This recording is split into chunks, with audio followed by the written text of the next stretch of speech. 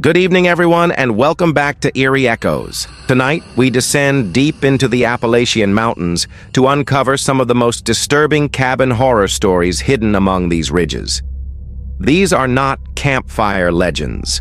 They come from eyewitness accounts, old journals, police reports, and the whispers of mountain communities. From voices in coal seams to clocks that consume time, from doors the flood returned to retreats that echo with something not your own. Each cabin is more than shelter. It's a trap where terror waits. If you're visiting Eerie Echoes for the first time, be sure to subscribe and ring the bell so you never miss a story buried in the shadows. Now let's begin, because tonight the cabins will speak for themselves. In the mountains, silence is never truly empty. It's merely the sound of older things holding their breath. Tonight, we go beneath the timber line to a cabin perched over a dead mine that was never as dead as the maps promised.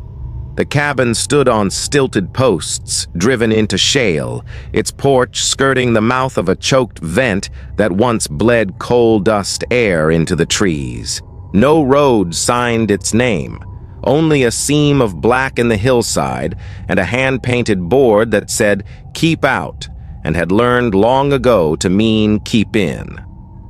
The man who stayed here that autumn, hard season, hard luck, found the first warning in his chest before he found it in the ground. He lay down to sleep and woke to his heart beating in time with something slower and deeper than himself. The glass on the bedside table held a circle of ripples that went on rippling even when the wind died. You do not have to believe in hauntings to be measured by them. He told himself geology had 1,000 small tongues, settling timbers, shrinking boards, the memory of water through a pipe.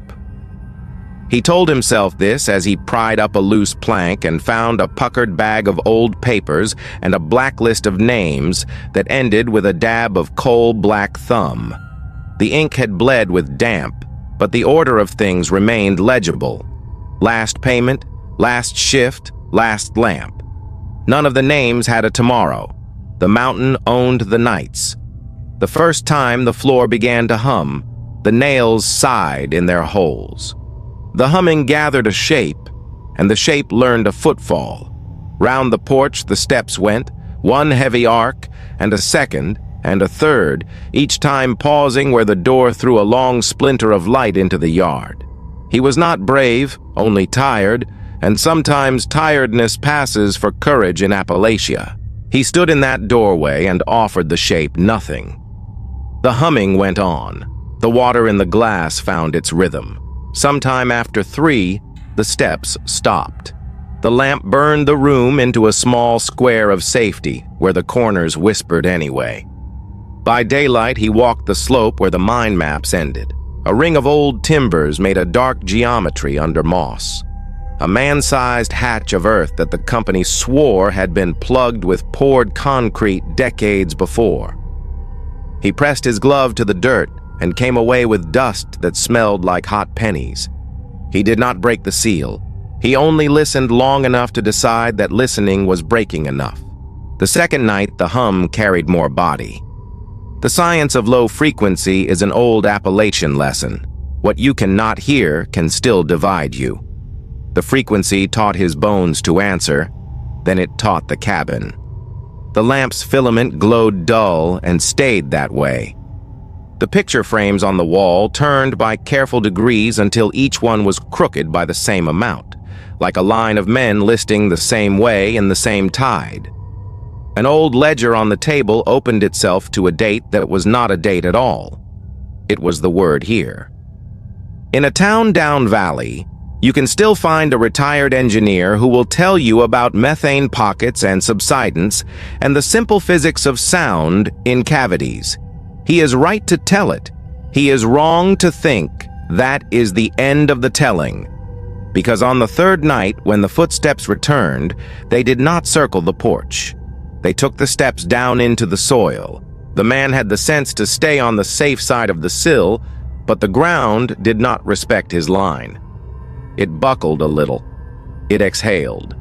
Something as tall as a man left a smear of coal on the inside of the window, as if steadying itself to peer in. He packed his bag by noon. Leaving is easier in the sun, but not easy. The map refused to render a clean way out. The ridge threw back the road. The ridgeline repeated him. He came down eventually because people do. A small town, a diner that knows how to ask nothing and still get told everything. He laid the ledger on the counter and watched the waitress place a coffee cup over the pages like a paperweight against ghosts. The old men in seed caps did not turn. The radio ran farm reports. What he had in his hands was not a haunting. It was a timesheet. Back in the city, he woke to a quiet that was wrong. He set a glass of water on the nightstand and let the day seal itself around him. No ripples. He slept a little. When he woke again, the glass was trembling. He unplugged every hum in the apartment, and still the glass rippled. He pressed a palm to his chest and found the beat he had borrowed. You do not need proximity to be in a thing's jurisdiction if you have once opened the right page. There are photographs in a county archive of the cabin's porch. In the sunlight, the wood grain shows the faintest smears, not handprints, not exactly, more like a thumb dragged once across each pane to draw a mark only dust could read. If you visit, you will find the ledger gone to the museum and the hatch in the hillside capped again with a plate. But on heavy air days, the trees near the vent lean by a degree you can only see if you step back and make yourself part of the survey. The leaves vibrate a little without wind. If you are new here at Eerie Echoes, this is where I remind you that subscribing keeps these field notes arriving when the woods are loudest. And if you stay for one more, you will hear the mountain keep time in a different way altogether. The coal vein keeps its own clock and lets you borrow it long enough to learn you cannot keep it. But clocks fail in both directions. The next cabin proves it. Some cabins are weathered by rain, others are weathered by the pressure of time itself. Where a clock stops is a pin in the map of a life, and one Appalachian workshop pinned too many at 317. The Clockmaker S bench sat under a north window where the light was steady and the dust could be read like writing. Saws on the wall were old, and the lathes had the prim gravity of tools that knew they would outlast people. In the middle of it all, a short stool with the shine of hands rubbed into its seat. That winter, the town buried the last man who knew which spring belonged in which heart, and his niece came up to the cabin to empty drawers and divide what could be sold from what would have to be kept. At first, it was ordinary grief disguised as work. Then it tilted. Every clock on the shelf ran when she wound them, not all at once, not quite right, but they gathered themselves. In a day they had resolved to health, pendulums flirting back and forth like shoelaces under careful feet.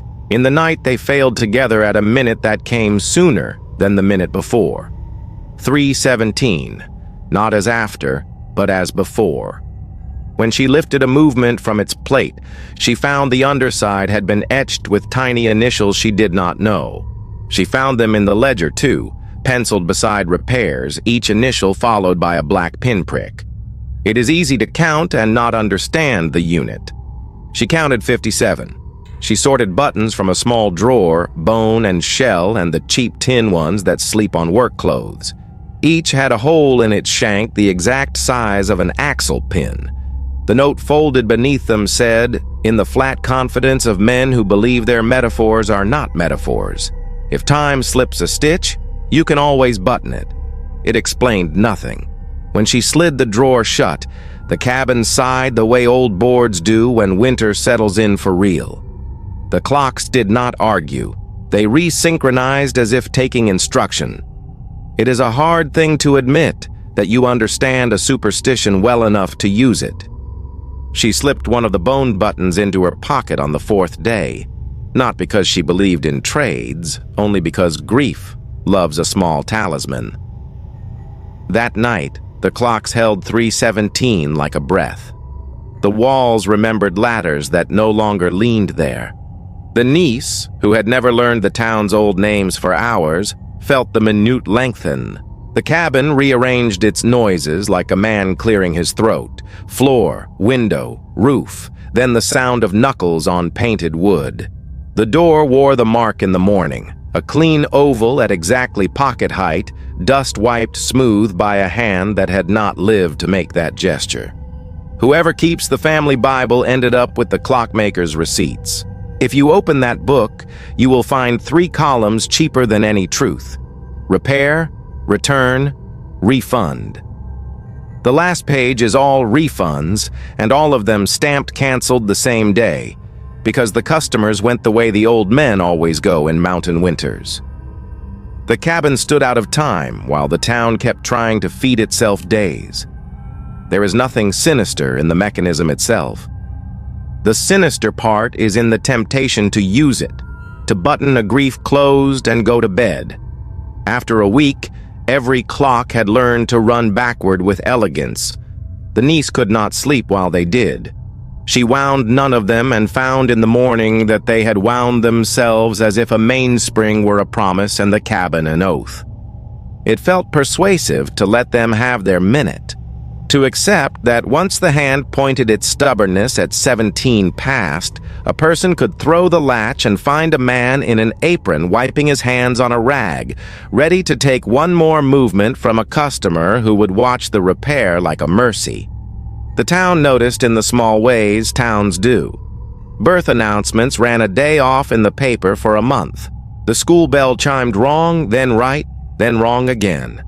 A woman in line at the feed store realized that her watch misread her past by a stitch, and took that as permission to make a different decision than the one she had made 20 years earlier, which is only to say that mountains store pressure, and people are just mountains with veins. You will ask what happened to the niece, because people always want the part where the story pays a bill.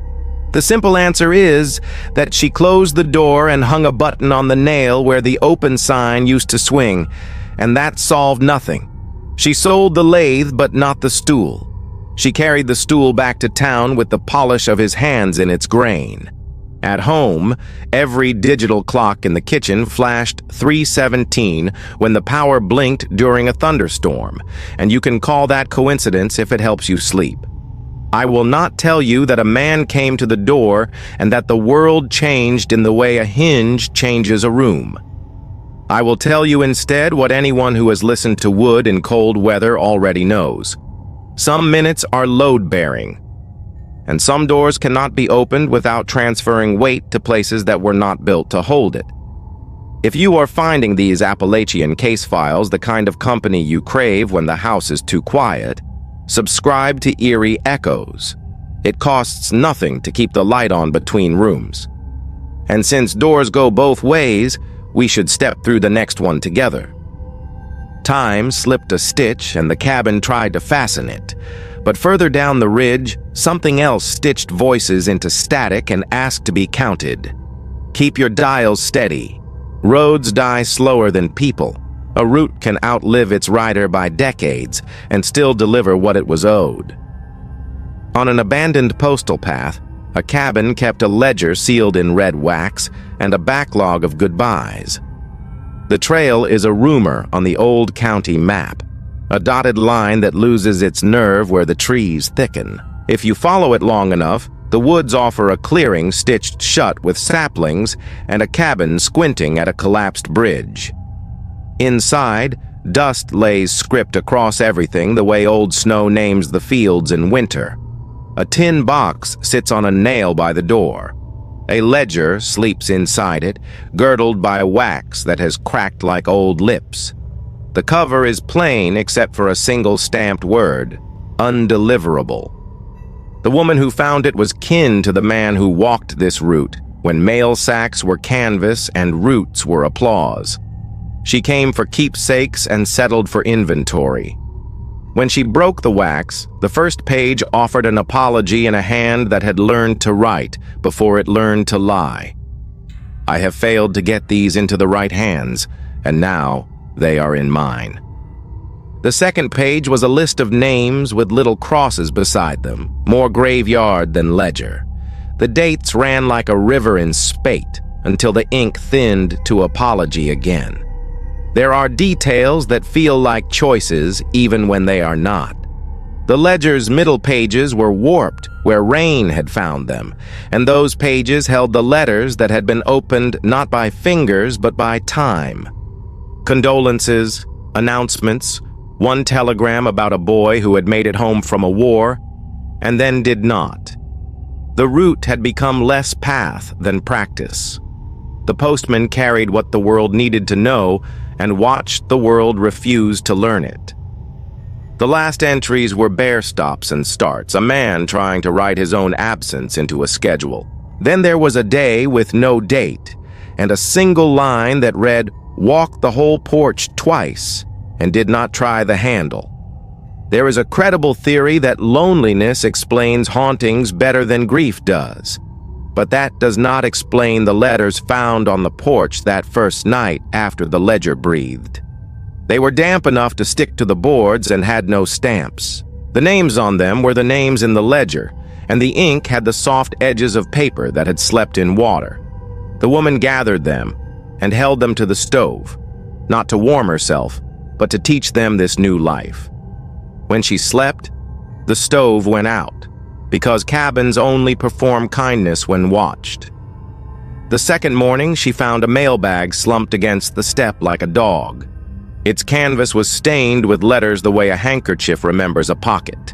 You could tell where it had considered rain and decided against it. There were 4 envelopes inside. Each wore a neat address in a hand she recognized from the ledger, and each bore the same return, the name of the road itself, as if routes could write back. If you have ever tried to send news to the dead, you know the feeling. The world has places to collect our messages. The problem is that it also has places to keep them. She took one envelope to the museum down valley, because towns build little temples against forgetting and then forget why they built them. The curator, with the patient smile and the keys on his belt, listened to the story and produced a plastic sleeve and the word provenance. He offered a climate-controlled drawer and the assurance that nothing would touch the paper again. She heard the promise and understood it as threat. These letters had pressed themselves into a porch, into a root. They did not want a drawer. She took the envelope home and laid it back on the boards, and in the night the ledger closed itself to keep out a weather the roof had not noticed brewing. The third day, the bridge called the creek by name and stepped aside. The water rose, but not by much. It takes less than you think to cut a place off from the world.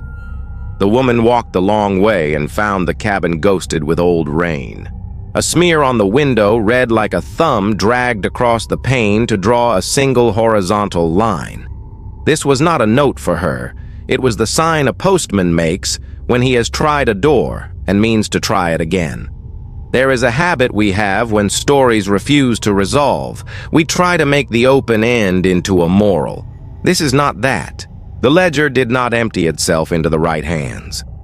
Some letters have to stay lost to tell the truth they need to tell.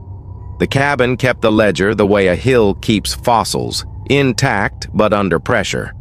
The porch boards still wake damp some mornings when there has been no rain, and on those days, a sensible person parks facing downhill. If you have found yourself taking inventory of papers you did not write and griefs you inherited, you are exactly the kind of listener who belongs here.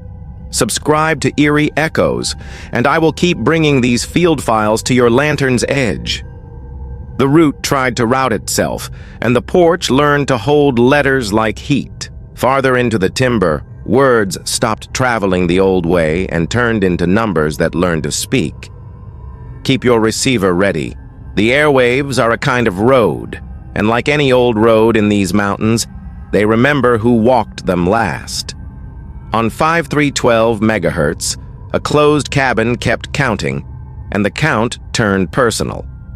The cabin had been a relay once, the sort of place that ran weather and shift changes and the language of minds to men who did not have the luxury of guessing. When the mines quieted and the weather learned a new route, the tower grew lichen, and the guy wires thrummed only when the valley wind taught them.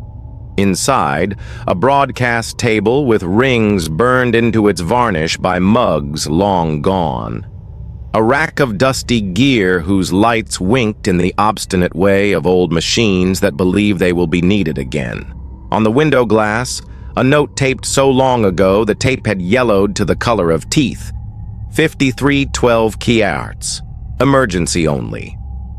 A woman who knew enough about radios to be curious, and not enough to leave them alone, came up the overgrown spur road with a portable set that had already outlived 2 owners. She tuned the knob until the hiss braided into a single thread and let the thread tie itself. Static filled the room like fog. Then the fog condensed into a voice counting. Not in the clinical numbers station's way that makes conspiracy theorists feel seen, but in the plain cadence of a person keeping track so they do not have to say anything worse. The count ended on a coordinate pair and a word that might have been here. You can tell yourself interference has personality and be right. Tropospheric ducting can drag a voice over hills it never learned to climb on its own. But the second night, when the radio spoke again, it used her cadence. Not her voice exactly. No recording could catch the way we live inside our words, but her rhythm. It counted the same numbers and then asked a question she had not meant aloud. Are you counting me? What matters in a case like this is not what the equipment does, but what the room does. The broadcast logbook on the desk had gone flint hard with age. The pages had buckled and the ink had bled, and still there were entries written in a gentle hand with the sort of detail that makes a person trustworthy. Temperature, barometer, wind direction, voice reports. Then, without announcement, the entries changed scale. Where there had been wind, there was now the hour a certain miner was due above ground. Where there had been pressure, there was now the number of men unaccounted for. The last logged line was a request. Please keep the door locked during shelter test. Someone underlined locked twice and put their initials beside it. She could have left the room and left the band and called curiosity satisfied.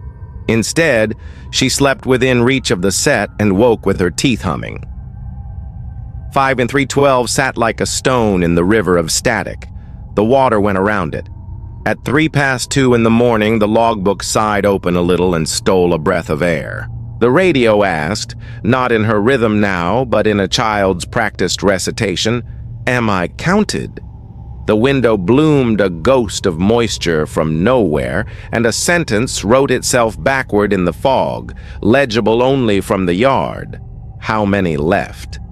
The sensible explanations present themselves like a deck of cards. Pre-recorded loops, power-fed by a line no one had tracked. A ham on a ridge 3 counties away, amused with the ease of spooking strangers.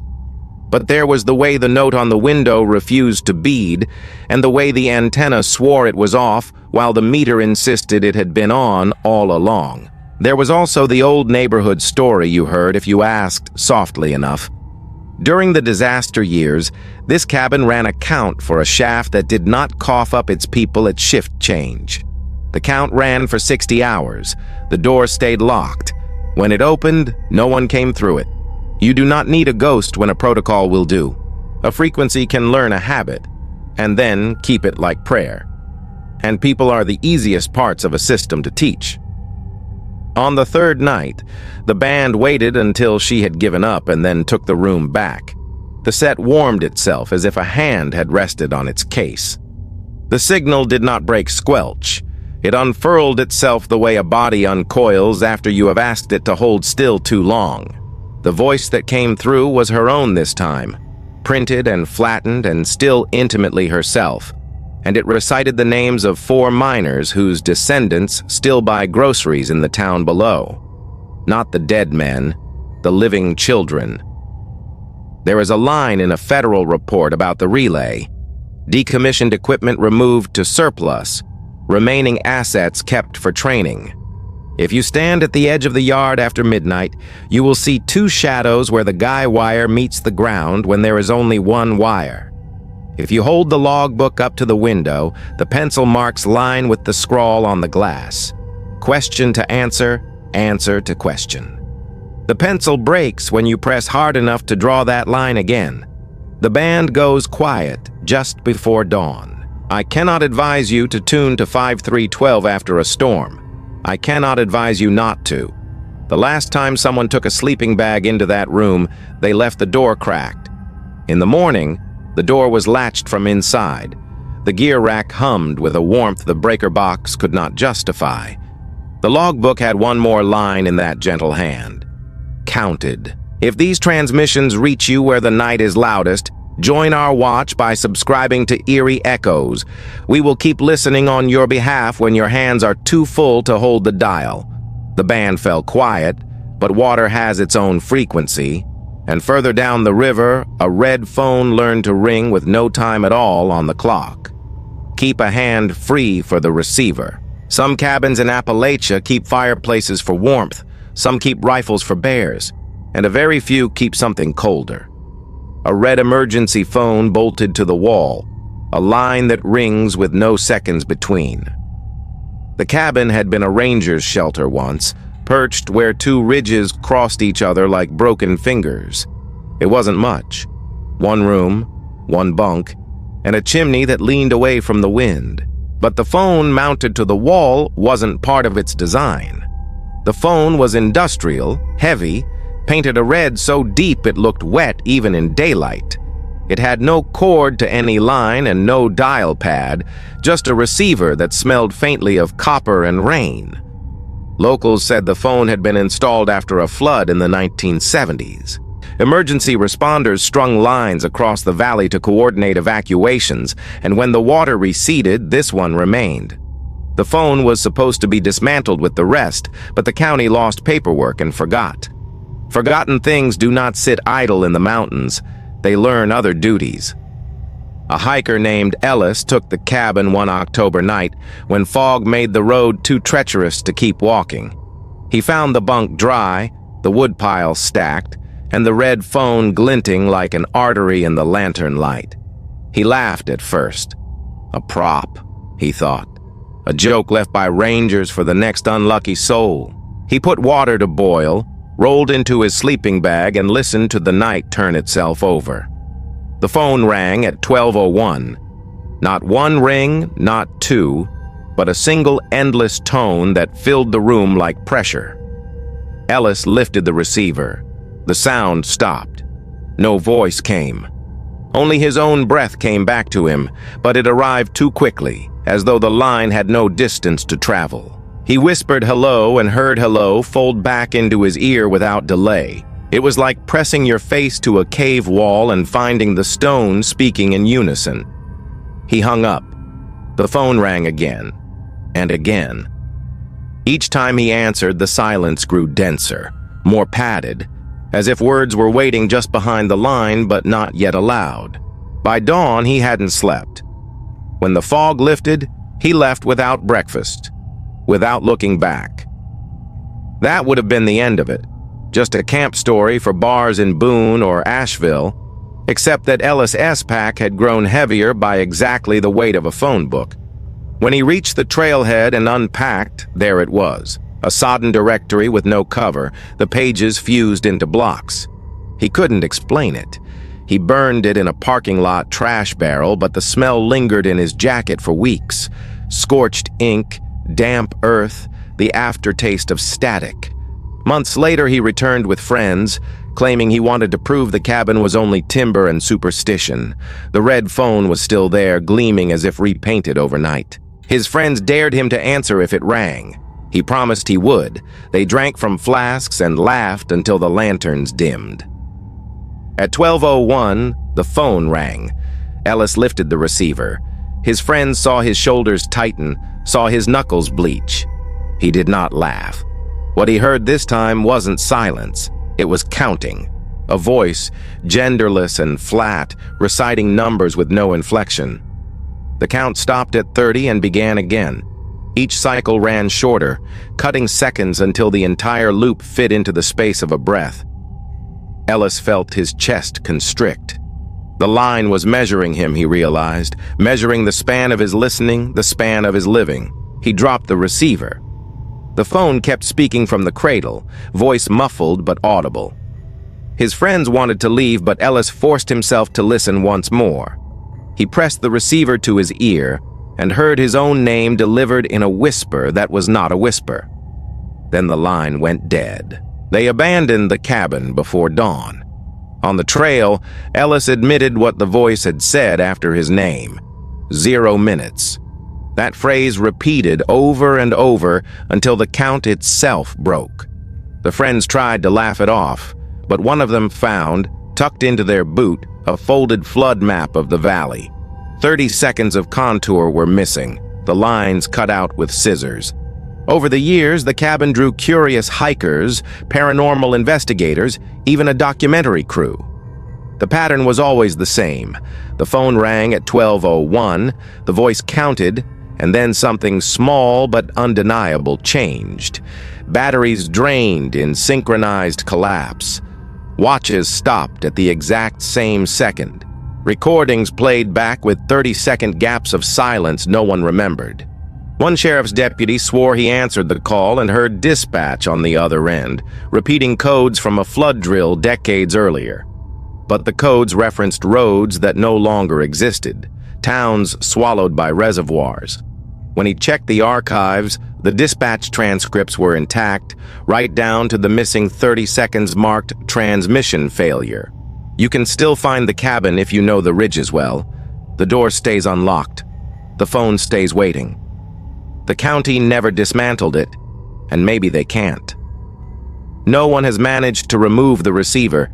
It resists every hand, every tool, and always settles back against the cradle as if gravity prefers it that way. Some nights, hikers claim to hear a faint ringing even from the trail, a pulse in the air like a heartbeat transmitted through iron.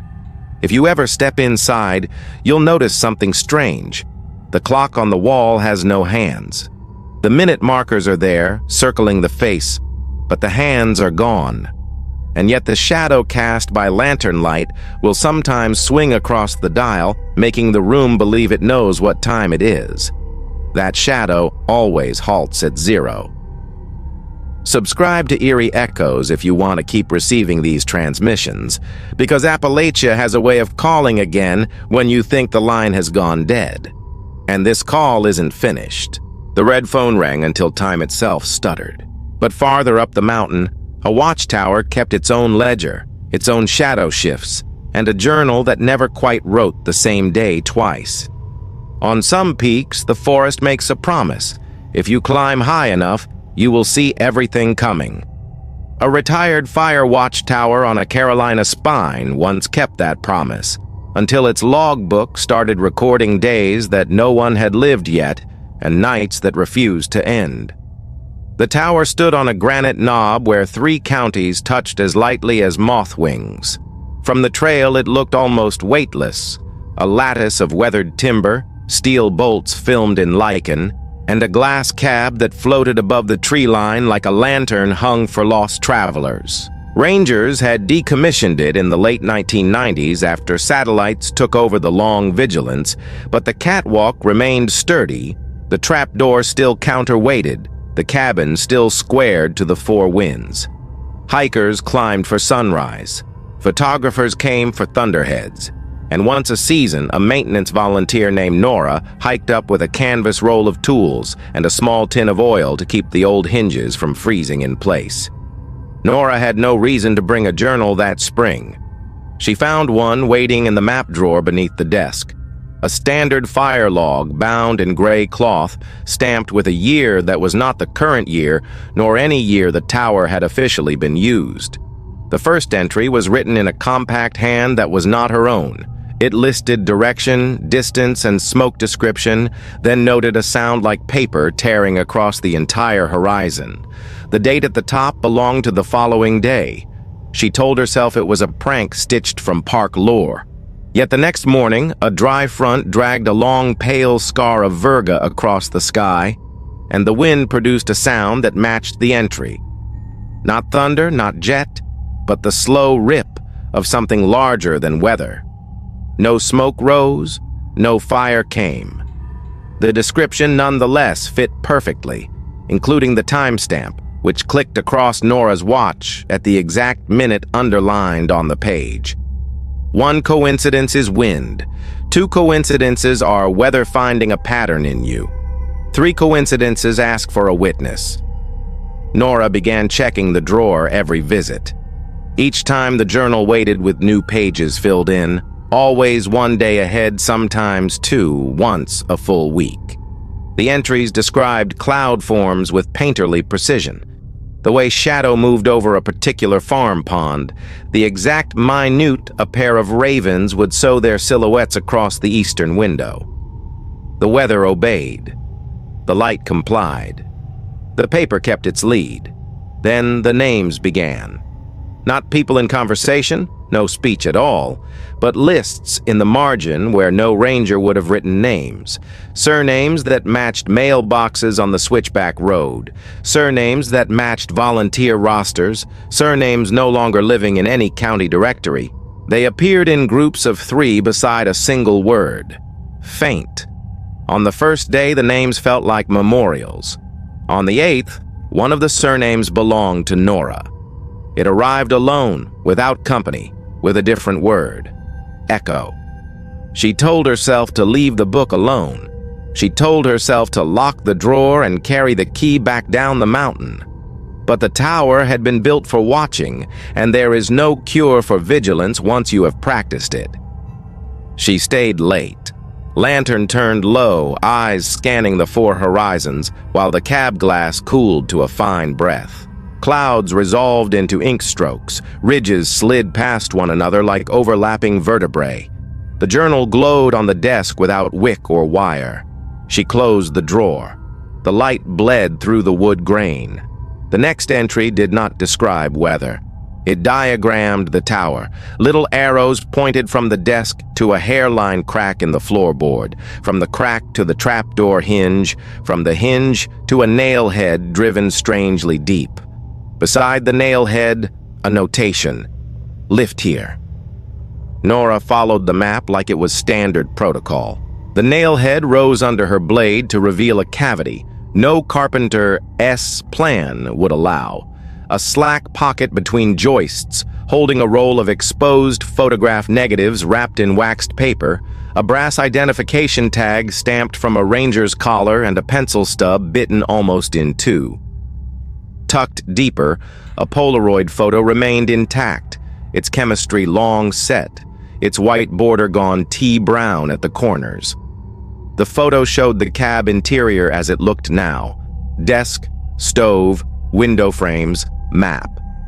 It also showed Nora standing in the corner with her back to the camera, her shoulders bared to mid-arm, her hair lifted by an invisible draft.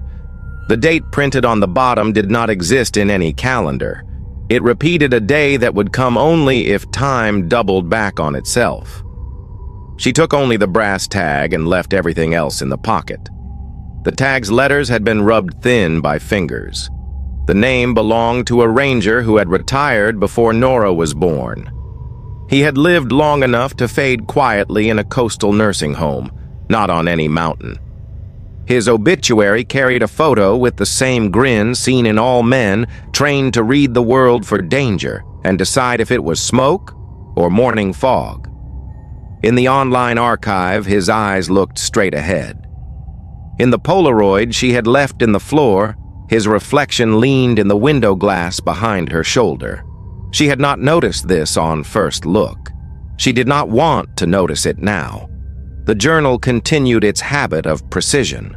On a Tuesday, it predicted a fallen hiker by grid coordinate and compass bearing. The call for assistance reached dispatch 12 minutes after Nora had already radioed a trail crew to the spot. On a Thursday, it predicted a temperature inversion that would trap a blur of smoke far below the canopy, while the ridge basked in unreal clarity. On a Sunday, it stopped predicting and began remembering. The entry bore a date from the tower's first summer of service. It was signed with the retired ranger's name and ended mid-sentence, as though the pencil had met the edge of breath.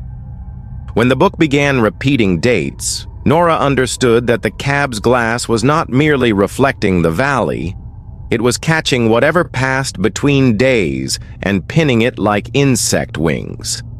The repetition wasn't random. It marked anniversaries everyone else had allowed to dissolve into seasons. A house that burned without witnesses in a hollow no road claimed.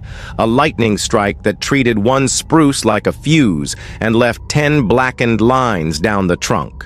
A lost child whose name most hikers no longer knew, though the rhododendron still leaned inward on that segment of trail, as if listening for a footstep too light to stir leaves. Nora tested the book. She wrote a line of her own on a blank page, listing a time she intended to arrive and the angle of sunlight she hoped to catch. The following week, her line had moved. The handwriting remained hers. The words remained hers. But the time had shifted by 1 minute earlier, and the sun angle had rotated by 1 degree. The correction was trivial unless you'd spent years on ridges. In the mountains, a minute can relocate the entire day. A degree can slide shadow over the face of a cabin you thought safely anonymous. The book was editing her, or the tower was coaching her to stand exactly where the day was waiting. There is a rule in lookout work. Never trust the first plume. Learn the habit of triangulation. Nora triangulated the book against weather models and against the oldest lookout logs she could borrow from archives. The book did not match memory. It matched consequence. A notation about haze would line up not with a forecast, but with the exact moment a distant family decided to drop their matchbook in a gravel turnout.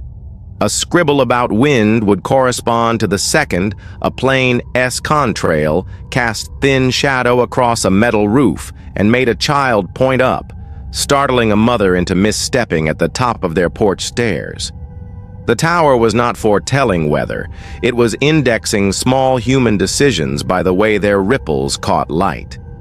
One September night, frost ran like quicksilver through the meadow below, while the sky above stayed unseasonably soft. Nora found a new section in the journal.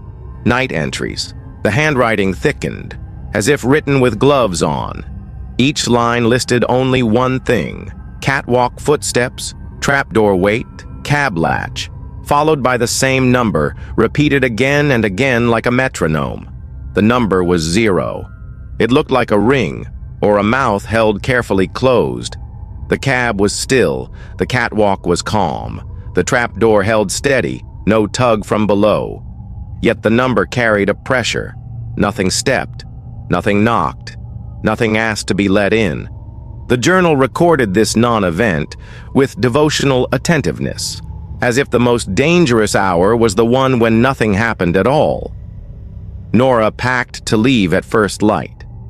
Before she shut the map drawer, she tore a narrow strip from one of the journal's blank back pages and slipped it into the brass tag S chain, a quiet link between paper and metal. She took a final slow turn around the windows, memorizing the way the counties leaned into one another and the way the early sun poured like warm water over a boulder field far downslope. On the desk, a fresh page had appeared. It contained a single line: Echo accounted for. She descended in long, careful steps, telling herself she was done with the tower. But vigilance follows. In town, she found herself checking glass for reflections that did not belong to the present. In sleep, she climbed the stairs over and over, each time arriving 1 minute earlier than the last, until there were no minutes left to gain. Subscribe to Eerie Echoes if you want this watch to continue, because the mountains keep time in ways our clocks pretend not to know, and this shift is not over. The logbook corrected memory until the day fit the tower's measure. Down in a certain valley, another measure ruled, a workday that never ended, a caretaker's task list that wrote itself into a loop no payroll could ever close. In Appalachia, water remembers more than the soil does, Every flood is a rehearsal of the last, and some cabins drown twice, once in river water and once in the stories people keep trying to bury. The valley had always been a risk. Locals built cabins along the bend because the soil was rich and the spring ran clear, but the Elk River is not a polite neighbor. In 1916, a flood tore out barns, fences, and half a township. When the waters receded, survivors rebuilt on higher ground, leaving one structure standing alone on the original bank. That cabin slouched into the silt like a kneeling animal. Timber warped, windows clouded with mineral stain. The front door swelled and shrank with every season until the frame itself forgot its shape. For years, children dared each other to touch that swollen door. Most refused to linger. They said the door held the sound of knocking even when no hand struck it. Farmers swore the porch stayed damp long after sun had dried every other board in the valley. A traveling carpenter once offered to buy the door outright, claiming the wood's strange grain would fetch a collector's price. He left before sunrise the next morning, his wagon empty. By the 1970s, the cabin was folklore with a roof. Teenagers looking for trouble lit candles inside. Hunters left bottles on the mantel as offerings to bad luck. No one bothered to lock the place. The only lock was the door itself, heavy and uncooperative, swelling tighter with each rain. Then the flood came again in 1985, a storm that raised the Elk high enough to erase roads and uproot steel fence posts. When the valley dried, the cabin still stood. But the swollen door had changed. A man named Grady was the first to notice. He'd grown up hearing the dares, had even touched the wood once as a boy, and when he returned after the '85 flood, he saw a difference he could not explain. The grain of the timber, once swirling like any old pine, now curled around a darker center. At first glance, it looked like a knot. At second glance, it looked like a handle. Grady pulled. The door opened inward on hinges that should have rusted shut decades earlier. Behind it, the cabin yawned deeper than its footprint. What lay beyond was not more room, but more water. Grady saw a stairwell sloping down, steps slick with moss, and at the bottom, an unbroken sheet of floodwater waiting in silence. He dropped a stone. It made no splash. The water received it without sound, like cloth. Grady closed the door and told no one, but the valley knew. The door refused to stay shut. Some nights it creaked open on its own, and a smell of wet earth and iron drifted out. A hunter reported hearing voices under the timber, a chorus of men repeating coordinates. A girl from town claimed she saw lamps glowing beneath the floorboards, as if a campfire burned underwater. More stones went missing from the riverbank than could be explained by storms. In 1992, two surveyors traced a lost property line and decided to document the cabin. Their field notes, recovered later, described the door as not original construction and leading to non-architectural space. They sketched the stairwell, measured angles, and then wrote a final line in pencil. The water knows our names. Their truck was found in the mud with the keys still in the ignition. The cabin door stood ajar, dripping as if something had climbed out. No agency claimed responsibility for sealing it. Yet by 2000, the door had swollen shut again. People who tried to pry it loose found their tools rusted overnight. Photographs taken through gaps in the frame show the stairwell receding into mist, not water. No one can explain when the change occurred. What remains certain is the sound. In flood season, when the elk rises, you can hear knocking from inside the door. Not frantic, not random. Slow, deliberate. 3 knocks, then silence. 3 more, then longer silence. Those who grew up in the valley recognize the rhythm. It matches the signal old miners used when trapped underground, a plea for rescue. Some believe the floodwater holds what the earth refused to keep. Bodies swept away in 1916, tools lost in 1985, names that the surveyors were foolish enough to write down. Others think the door itself is a mouth, swallowing whatever the river offers, spitting it back when the season turns. The timber frame has not collapsed, though no carpenter claims responsibility. The grain continues to curl tighter, like rings forming around an eye. Today, the cabin is marked on no map. Locals will point you wrong on purpose, but hikers sometimes stumble on it by accident, following game trails through the reeds. They find the porch damp when the weather has been dry for weeks. They hear knocking and believe it to be a woodpecker until they notice no bird moves in the trees. If they dare to touch the door, their hand comes away smelling of river silt, even in the drought of August. The elk floods again every few decades. Each time the valley checks the cabin after, each time expecting absence, each time the swollen door waits. It does not rot. It does not open easily.